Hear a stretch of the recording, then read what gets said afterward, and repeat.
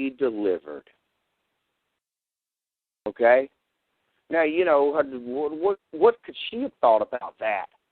Of, being there in that three-dimensional moment of, well, I've been chained to the wall. Y'all keep telling me I'll be delivered. And then finally she signs a confession. And then finally, then they trick her. And then they tie her to a damn stick and burn her. Meanwhile, they're still telling her, you will be delivered. And, I guess the moral of that story is sometimes your deliverance comes, beyond this three-dimensional world. Maybe, does that make any sense? Sort of. Hmm? Sort of. Because, believe me, she's been delivered. It just didn't happen while she was still wrapped in a meat suit.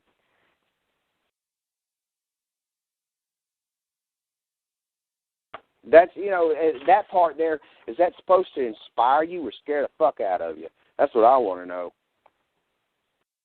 Because actually, it doesn't do either one to me. It just pisses me off. It's like, how dare you? How about my deliverance being I hit the Powerball next Wednesday? That would be a great deliverance. Unfortunately, when we fight on this side of the battle, materialism and money, that ain't our goal and it ain't our reward. And that just really drives me nuts because materialism and money are everything. Or so it seems. Like them rich people got it all. Have you ever met a depressed, miserable millionaire? Hello? Well, yeah. Yeah, I have too. And I've never understood it. It's like, you've got $4 million in the bank. Why you have a frown on your face? What the hell's wrong with you? So materialism and money don't solve a damn thing. And, that's probably what we got to keep focused on. The goal is that the side that we fight on, we're not rewarded in materialism, we're not rewarded in money, and we ain't rewarded here yet. Do you honestly think that we will have rewards on the other side? Oh, I know so. Because Jonie's shown me. You understand the freedom that she has? The experiences that she's had since, 500 years ago when they tied her to a stick and it hurt like hell. But then, since then, the things, I sure hope so. And that's what really blows my mind. It's like, little girl, why are you messing with me? Who am I? Why would you fucking mess with me? I'm the luckiest man on this planet. I cannot believe. I already know what my reward's going to be. It's going to be her. And I really don't care about anything else. I cannot wait to draw my last breath and then be in her arms. I'm already in her arms, but I can't wait to see her.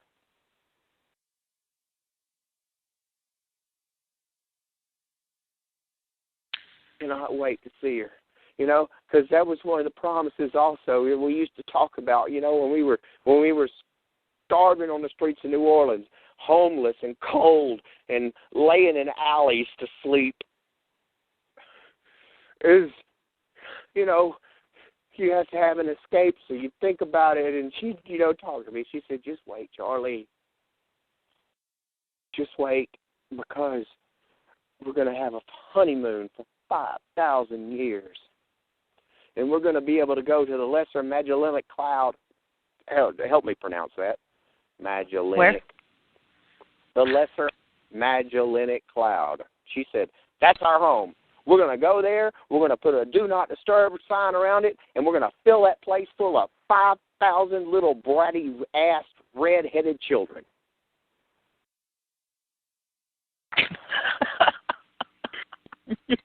And nobody will want to come. nobody will want to come visit because our children are going to be just so misbehaved. And it's, yeah, you know it. I mean, but do you understand what I'm saying? You have to Yes, I do. on that goal, all right? And I'm, you know, as miserable as you've seen me, and as many times as you've heard me get really damn miserable and start really bitching about it, never forget that I have not given up on the promise, because the promise was made by the one who keeps his promises. You know, all she can tell me is what he tells her. And if he tells her it's true, it must be.